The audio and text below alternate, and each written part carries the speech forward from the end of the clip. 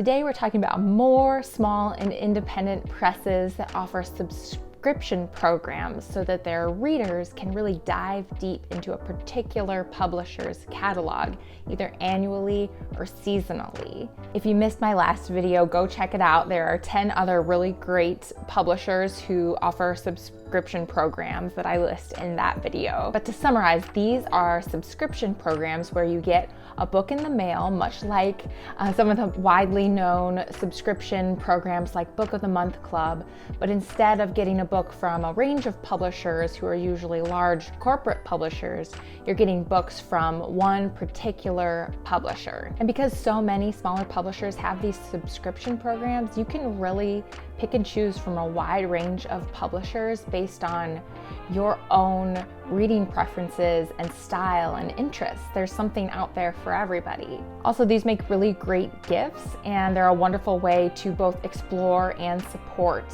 small publishers out there in the world doing great work. Some of these publishers do a lot better job than me explaining and arguing exactly why you should subscribe to their program. So let's dive right back in. I had to go run and pick my child up, so now the sun is setting and the battery on my phone is dying. So let's try to get through these great publishers here. Let's move forward with the first subscription on the list, which is Fitzcarraldo Editions, which is the UK-based publisher, an independent publisher specializing in contemporary fiction and long-form essays and nonfiction.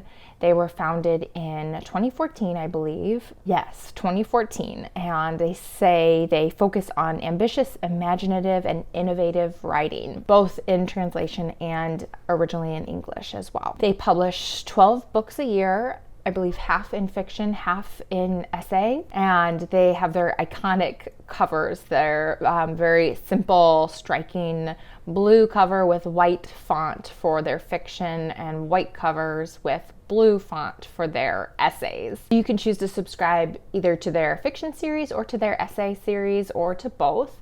You can choose to subscribe to 4, 8, or 12 books a year, I believe, which is £40, £80, and £120 respectively. You're going to receive their very newest titles. And then you also receive invitations to special events and launch parties and things like that as a subscriber. And you get the first editions of each book about a month in advance of its publication date, they say. And they publish many award-winning writers, including Nobel Prize-winning writers. Among those is Annie Ernaux, the most recent recipient of the Nobel Prize in Literature. So you are guaranteed to get very high quality, wonderful writing if you subscribe to Fitzcarraldo. So then we have BOA Editions. BOA is based in Brooklyn, New York. They're a not-for-profit literary publisher, especially known for their world-class, outstanding poetry. They have published Lucille Clifton, we have right here. And with their subscription, you can sign up for a seasonal subscription, so either their fall or their spring catalog. And then you can also choose an annual subscription. So their fall 2022 subscription was 5 books, all of poetry, for $85. And the annual 2022 subscription was 11 books.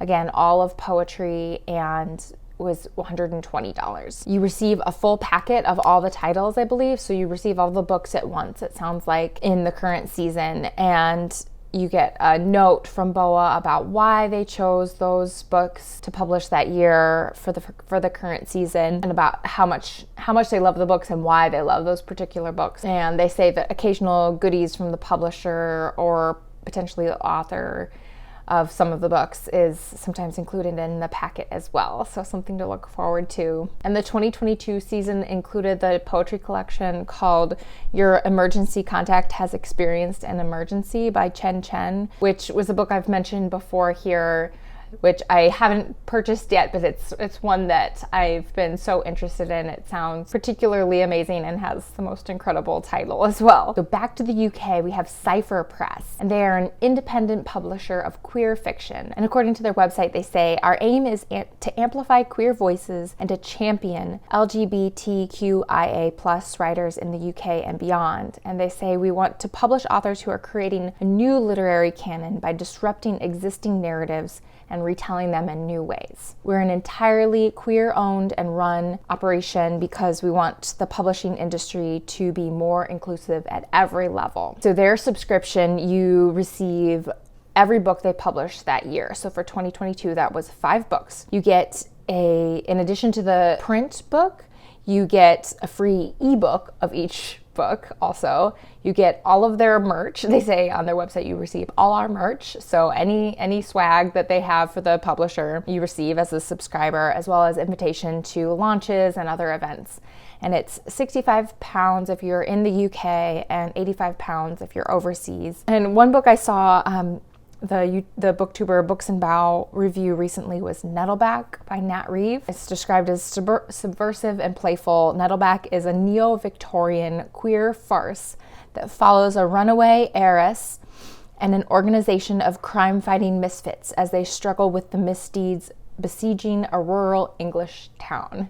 And it just sounded really good and looks really beautiful too. One of the things I loved about Cipher Press is their website explains why subscriptions are so important to them. So according to them, they say, if you follow any indie publishers on Twitter, you probably already know that we're up against some real challenges, namely the soaring cost of paper. Over the coming years, we're expecting our print costs to dramatically increase, and we're planning ahead to try to lessen the impact. Buying direct from publishers and pre-ordering our books makes such a huge difference. Not only does it help contribute towards future print runs, but we're able to pay our authors better royalties and commission more titles. You can apply that reasoning to Cipher Press as well as any of the other independent publishers with subscriptions for why their subscription program is an important part of how they are able to fund the work that they do. Okay, let's talk about translated literature. We have Archipelago Books. Archipelago is based in Brooklyn, New York.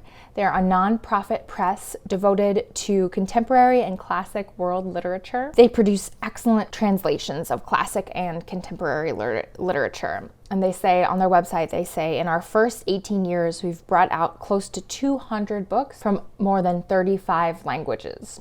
And they say artistic exchange between cultures is a crucial aspect of global understanding.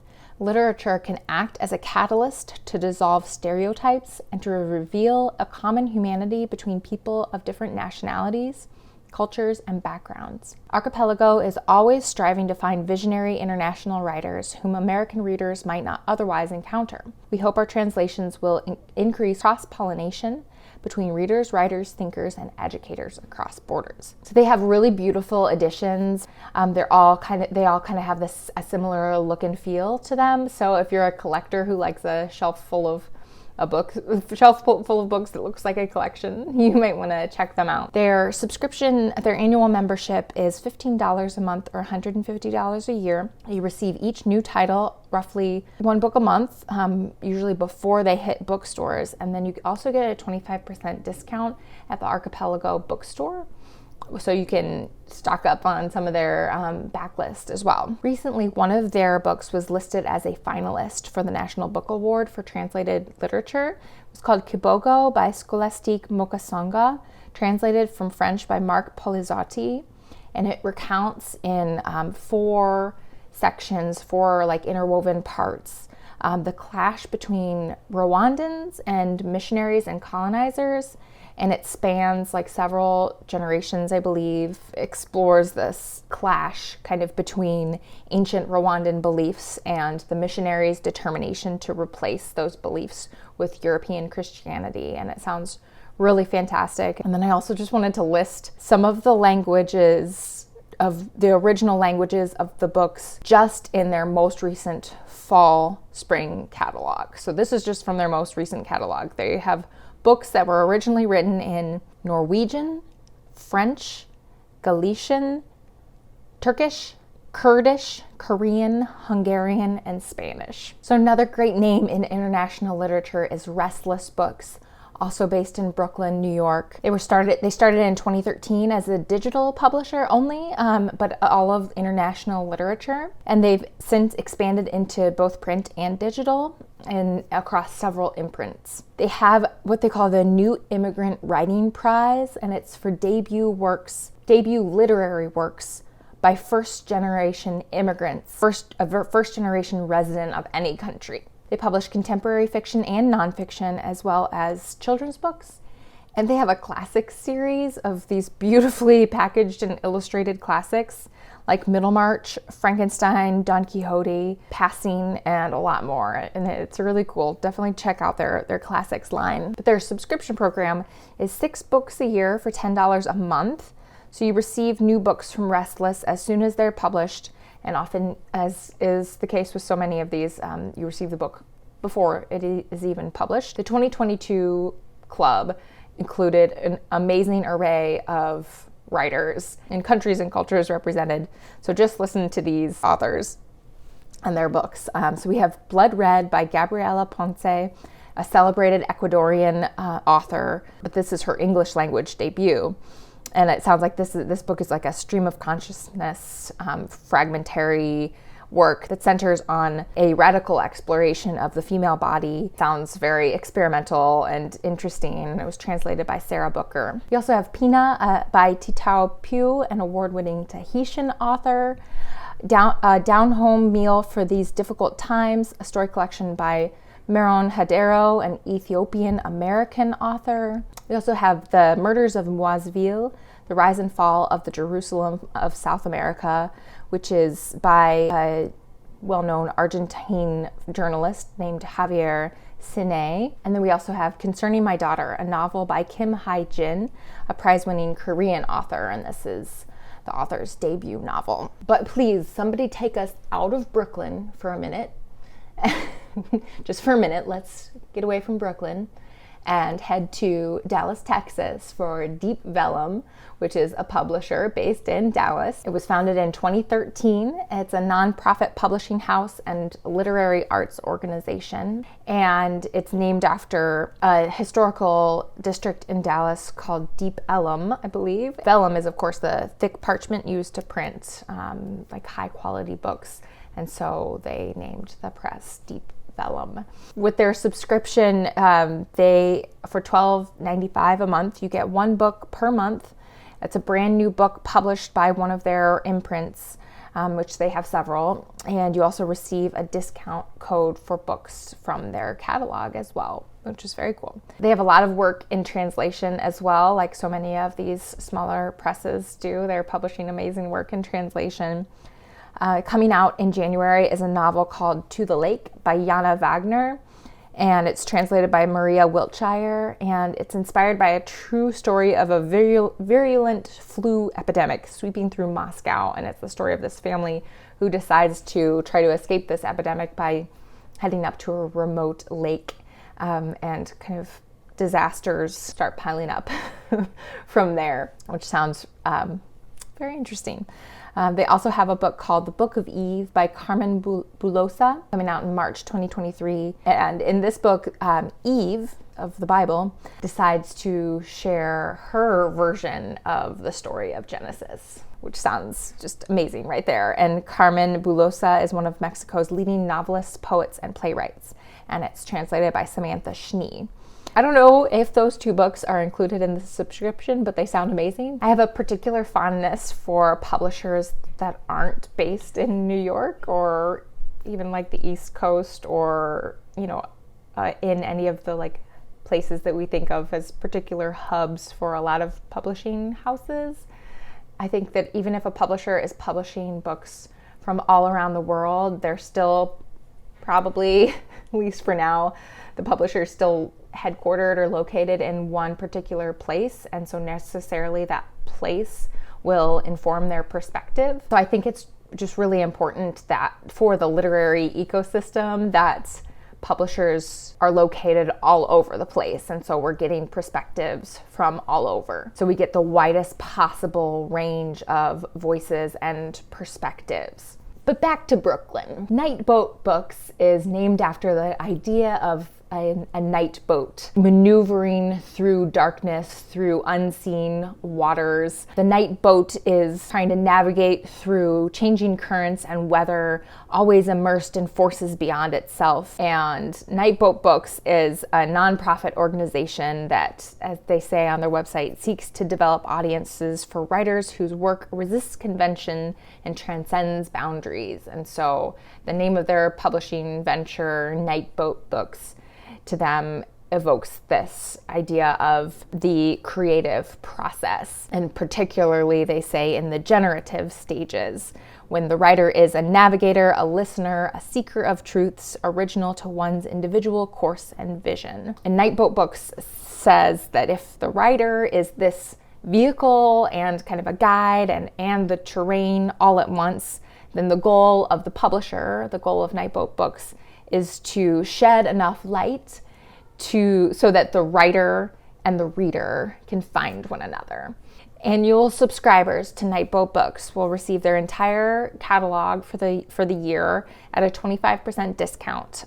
For 2023, you can choose a prose subscription of 6 titles for $75, a poetry subscription of 14 titles for $200, and their lunar subscription, all of their 2023 titles for $250. So one example of an upcoming book from Nightboat Books is called A Beauty Has Come, and it's being published in August 2023 by Jasmine Gibson, and it's a collection of psychedelic poems inspired by the Egyptian queen Nefertiti, exploring the slippage between her image and legacy across time, place, and space. Okay, let's talk a little more about poetry. We have Tupelo Press. Tupelo Press is based in Massachusetts. They're a nonprofit publisher. They released their first book in 2001. They say they look for the work they publish is a blend of urgency, of language, imagination, distinctiveness, and craft.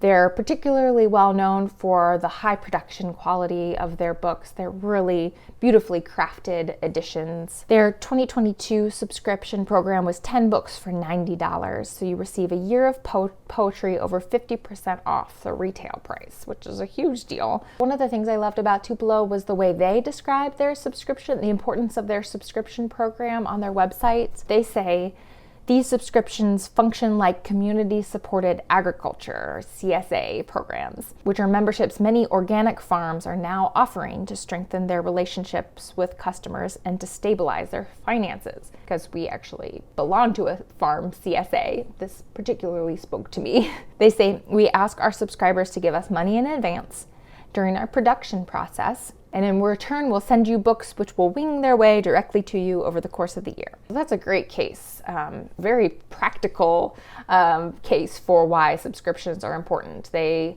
provide publishers with money up front so that helps them with their production process along the way.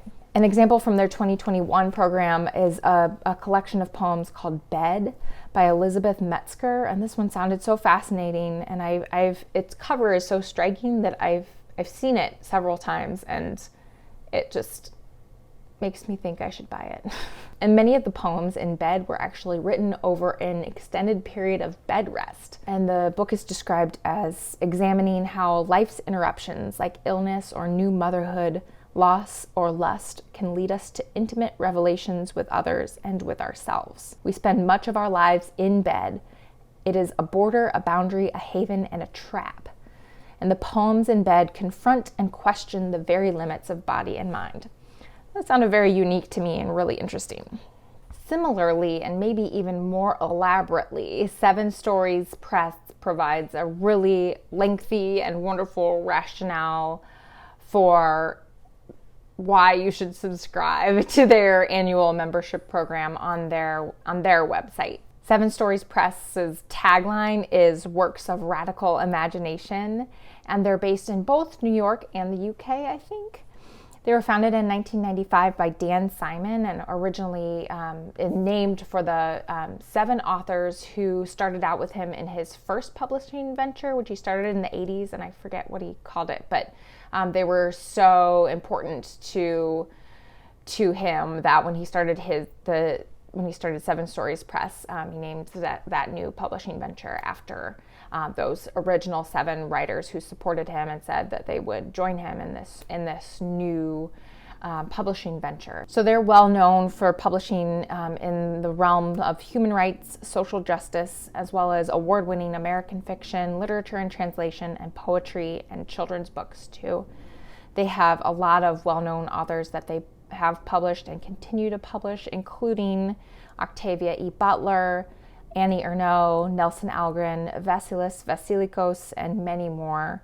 And one of their big achievements that they've stated online is that they have been able to attract important voices and important writers away from corporate publishing, and they've been able to be a viable choice for authors who prefer to work with a publisher who is driven more by a social mission rather than by profit.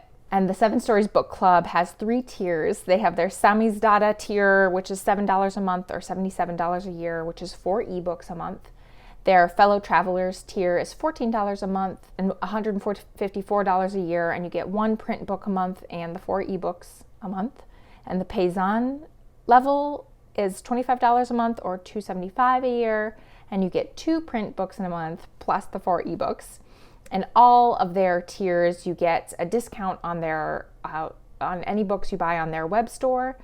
All of their web orders, you get a 40% discount if you are a subscriber. And so the way they talk about their subscription program on their website is so great. They say, "We're launching the 7 Stories Selects Book Club to introduce our readers to the totality, the complete circle of our publishing vision, to share works by our authors in such a way that you can experience the fullness of these books in the context out of which they grew. It is important for us that we share with you the books that we publish alongside of one another and encourage you to read more deeply into our catalog because it's all relational.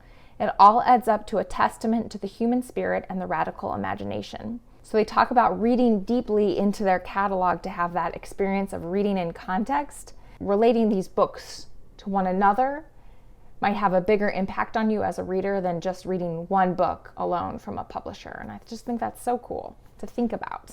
They have, in their upcoming publications, includes a collection of stories from Octavia Butler called Bloodchild.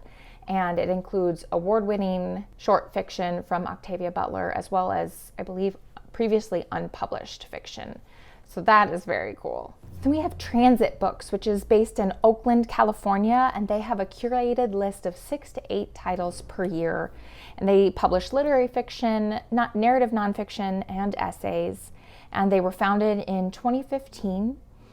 And their website, they say, Transit Books is committed to the discovery and promotion of enduring works that carry readers across borders and communities. So it's a lot of really fantastic international writing that they publish. Their subscription program is 5 books for $60 or 10 books for $100, and it's all their most recently published books that you're going to get through the subscription. And upcoming in January 2023, they are publishing a book called The Birthday Party by Laurent Mauvenier, who's a major contemporary French writer, and it's translated from the French by Daniel Levin Becker. And this novel takes place in a remote French hamlet, and I believe it's about a small family who lives in this little village, and a husband is planning a 40th birthday party for his wife. And as he's planning this party, I think like strangers come to town and start stalking them, possibly. Basically, the whole event descends into chaos and violence and turns into this like nightmarish chain of events, which sounds quite fascinating and sounds like this really dark, isolated atmosphere, which I think would be intriguing to a lot of readers. But they have a ton of long-listed and award-winning books, including Migratory Birds by Marian Oliver, who is an award-winning Mexican essayist. The book is translated by Julia Sanchez from the Spanish to English, and it was the winner of the PEN America Translation Prize. And these are essays on migration, just migration in many, many forms. And the essays go from Cuba to the Berlin Wall to the caves of Cappadocia. And the New Yorker says that it covers themes of memory and war and movement and home. They also published The Dinner Guest by Gabriela Ibarra, which is translated from Spanish by Natasha Wimmer, which was longlisted for the 2018 Booker International Prize. And this is based on a true story of the author's grandfather, who was famously kidnapped and murdered. And the author found out about this history of her grandfather when she was 8 years old. But she didn't start to dig deeper into the story until after her own mother's death. And so it sounds like this book is like a kind of a blend of fiction and nonfiction. And I know it was very widely acclaimed. Ninkintu by Jennifer Nensubuga Makumbi, which was first published in 2014. And it's a modern classic and a Ugandan epic. And it is one of those multi-layered narratives that crosses generations. It starts in 1750 and explores one particular family, the Kintu clan. And it starts in 1750 with one family member who somehow brings a curse upon the family. And then through the generations, it tells the story of this family dealing with this family curse. And it's a widely regarded Ugandan epic. So then I wanted to mention And Other Stories, which is based in the UK. It's an independent and not-for-profit publisher. Specifically within the UK, they're based in Sheffield. And similar to what I was saying earlier about Deep Vellum, And Other Stories has actually written previously about how they believe more British publishers should move out of places like London and Oxford. And they mentioned that their move to Sheffield has helped them discover new writing from the north of England. I am racing against the sun here. It is probably so dark. But anyway, their first 4 books came out in 2011, and they published some of the best in contemporary writing, including many translations. And they say, we aim to push people's reading limits and help them discover authors of adventurous and inspiring writing. And you can tell from their website that they have a bit of a sense of humor about them, which I adore in a publisher. I feel that way about $2 Radio in the United States. They're based in Columbus, Ohio, and their website just like exudes their personality. And I love that when a publisher, you just can tell that's one of the great things about indie publishers. You can tell their personality a lot of times from their website and from the books they publish. Their subscription, they include 6 books per year for $100, or you can do 6 ebooks for $50. They say that while our books are distributed widely through bookshops, it's our subscribers' support that makes the books happen. We now have about 1,500 active subscribers in over 40 countries. So you receive the book 2 months before publication, and your name is actually printed in the book. So you have to wait like 6 to 8 months to receive your first book so that they can actually add your name. They've published authors such as Deborah Levy and Helen DeWitt.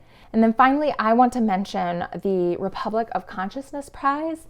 They are also based in the UK.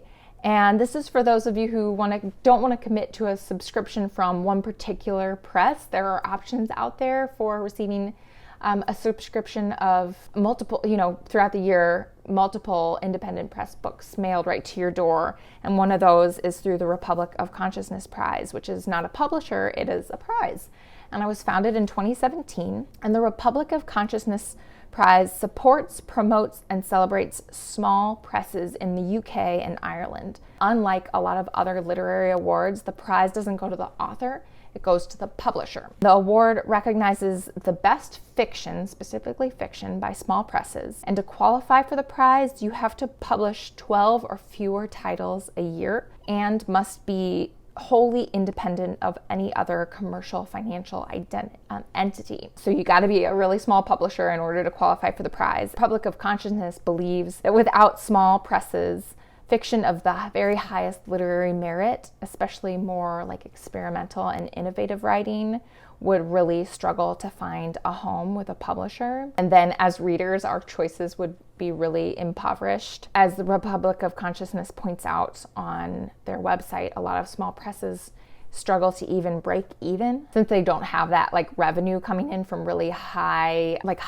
volume commercial titles. The smaller publishers are often focusing on literary works that don't generate that same kind of a profit. So they're actually taking a lot of risk financially and creatively to publish work that they truly believe in, and in turn are bringing us like some of the most interesting, innovative writing out there, and also providing us with like such a huge wide range of writing. So by supporting the publisher instead of the writer, in this instance with this particular prize, the Republic of Consciousness is trying to help readers really guarantee that we still have this huge array of writing to turn to. And the goal, so the Republic of Consciousness really hopes that the publisher will use the prize money to fund some sort of like difficult financial decision, like a second print run of a particular book is one example they gave, or a new commission. They hope that they'll fund like a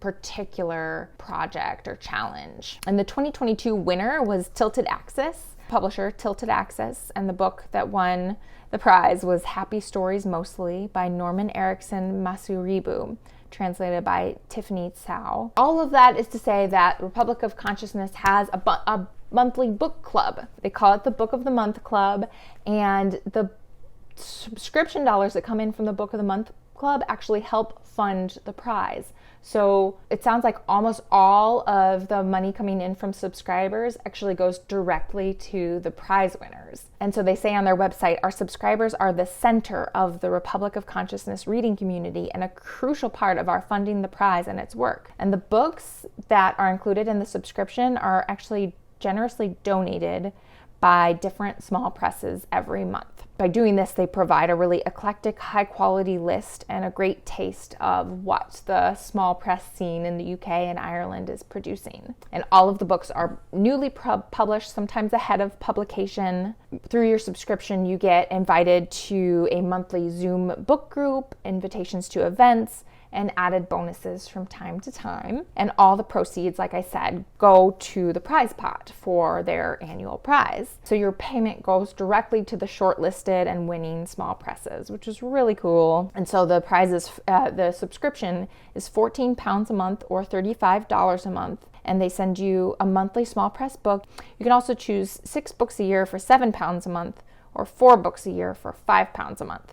And the next 3 months feature books from And Other Stories, who we mentioned, Comma Press, and Sinoist Books. So if you learned something new about a publisher that you didn't previously know, I hope you'll hit the like button. Thank you so much. It'll help the names and information about these small presses get to an even wider audience, who hopefully some of them will subscribe to these amazing subscription programs. I mentioned in my last video that I personally subscribe to Coffee House Press, but I'm looking to maybe potentially add another subscription to my mailbox this coming year, maybe as a holiday gift to myself. So if you have an opinion on which press I should subscribe to, I hope you'll mention it in the comments below, and I'll see you next time. Bye.